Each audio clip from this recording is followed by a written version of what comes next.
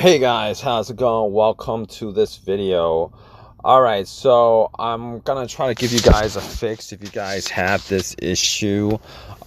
Just the other day, this issue just came up out of nowhere. Started my car and noticed the display didn't work. The radio didn't work. The display didn't work. The display didn't even come on, and I did get a red power light on the display, but nothing, no radio, no nothing. The display didn't work, and I needed my music because I play music all the time when I'm driving. So probably like a lot of you. And by the way, I went to Wendy's, and they're kind of expensive these days, but regardless, um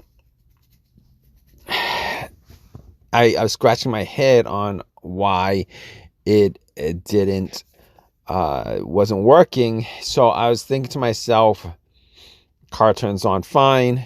Didn't have any of these issues previously. Didn't even have one of these issues previously with the radio.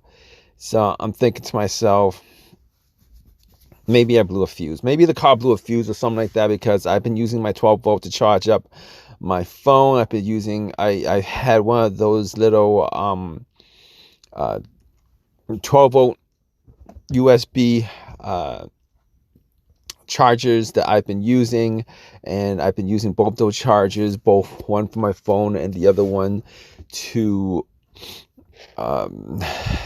for my other phone. And I was also using my other 12 volt socket for a 120 volt adapter. What is it called? It's an adapter or something like that. It's inverter for something, and for something. And I was thinking to myself, you know what? I did that last couple of days. Maybe I blew a fuse and this caused this issue. So if you guys have this issue, and it really doesn't matter which car you guys have, I'm gonna tell you guys how to actually solve the problem the easy way. All right, now in your vehicle there's going to be a couple of fuse boxes. All right, fuse panels. Some of them under the right on the driver's side, some of them side their door, under the steering wheel, some of them under the under your hood. And I'm saying this because it kind of depends on which vehicle you have. I'm not doing this specifically for a specific vehicle. So I'm giving you a fix for, like, generally speaking, whether you have like a Toyota, a Nissan, a Chevy, a GM, a Cadillac, a Ford, or whatever you have. All right, this is just a generalized fix for radio issues. If you're not having any kind of problems, if you're not getting power to your radio. All right, so generally speaking, there are, sometimes there's one fuse, sometimes there's 2 or 3 fuses dedicated to your radio display entertainment area, depending on which vehicle you have. And what you guys want to do is you guys want to check each of those fuse boxes. Sometimes it says radio, sometimes it says amp, sometimes it says entertainment, sometimes it says I don't know, okay, like whatever. You might have to see your manual, but it's something related to radio, display, LCD, something.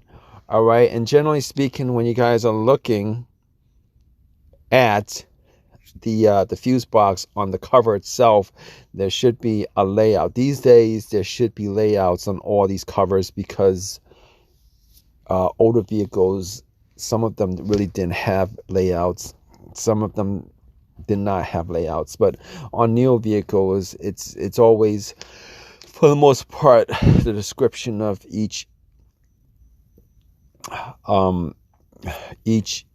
fuse and relay is actually on the cover itself.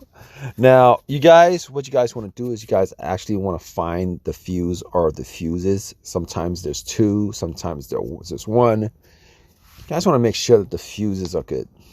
All right, check out which fuse, whether the fuse is blown or not. That's what you want to do first.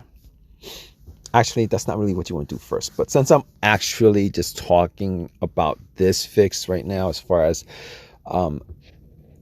you know, what to do, and I'm already on the fuse box, you guys want to check the fuses, all right?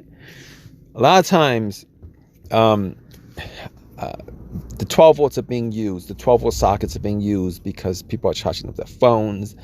They're connecting the 12 volt to charge up their tablet, their laptop, whatever they're using, earbuds, whatever they're using. Yeah, all right. And since electronically, newer cars are connected in all different ways electronically. You know, one thing is connected to another thing, is connected to another thing, is connected to another thing. It doesn't really take much to actually blow a fuse or something like that. And if all you have is a blown fuse for this problem, then and you know how to use a fuse tester to test out the fuse, you might want to test out all the fuses, to be honest with you, in this situation. You have a fuse tester to test out all the fuses, all right? I mean, because like I said, a lot of times components in the vehicles, electrical components in the vehicles are connected to each other in weird ways. You want to check out all the fuses. Make sure none of the fuses are blown. Specifically, the radio fuse, entertainment fuse, display fuse, whatever it's called, amp fuse, whatever it's called, in your car. All right, you want to do that first. Now, if all the fuses are good and all the fuses are good, it's checked out, and it still won't turn on, then you got a bigger issue. Okay, it could be the radio itself, it could be a wiring issue. If you guys experience that your car battery is low for whatever with this issue, it could be a short somewhere. However, there's another quick fix for this. All right, on these systems, particularly the new ones with the LCD display, there is a reset button.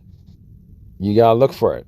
Normally it's on the face plate on the display. Sometimes it's a pinhole where you gotta put like some kind of pin through the hole to reset it. And these buttons are pretty small, so you're gonna have to probably take a small pin and push. Even if there's a button for it, sometimes it's a triangle button. You might want to just press that button. Find out where that button is. Sometimes it's in the corner, but it's somewhere on the faceplate. It's a reset button. It works sometimes. All right. Hopefully this works for you. Whatever issue that your LCD screen is having, it might solve your problem if you actually press the reset button.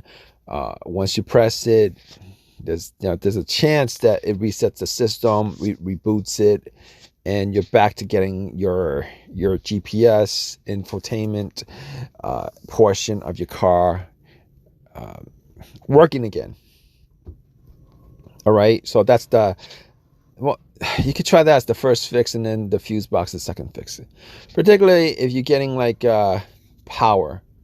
Normally there's a little red LCD thing, and then you press the on button and you see that it's getting power. Sometimes it's there, but outside of that, if that doesn't work, chances are you're gonna have to, unless you know anything about radio, and if you're watching this video, chances are you don't know anything too much about electronics and radio, etc., because outside of that, you're gonna have to take the unit out and then test the lines, test the grounds, and there's also a fuse. A lot of times there's also a fuse on the radio itself. Now that you can test. That's kind of simple. You can take the radio out and test the fuse. Sometimes that fuse is blown. You're not going to get any power. All right, you can test that fuse. But as far as the wiring and all that stuff is concerned, even people who are good with DIY electrical stuff would have a problem figuring out how to diagnose the unit itself with all the wires.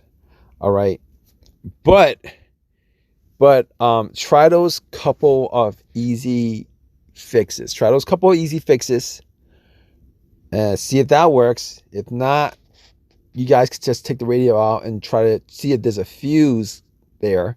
You guys could test out that fuse and see if that fuse works. If outside of that, you might want to just replace the unit or get somebody who knows anything about radio, or pay. To be honest with you, these DVD, LCD displays are not expensive. All right, installation is not really the most expensive thing. You know, you might be able to just take it to one of these, maybe Best Buy, or Best Buy has a radio shop that might be able to diagnose it. But worst case scenario, you're spending like maybe $200 to get probably a better unit in your car. So anyway, let me stop yapping. Listen, if this has helped you guys out, definitely leave a comment in the comment section. All right. If you guys have any of your own personal ideas, experiences, or anything that you think could help somebody else out, definitely drop a comment in the comment section. Please subscribe, please give me a thumbs up, all that good stuff. Leave a comment, and hope this has helped you guys out and your radio starts working again. All right, guys, take care.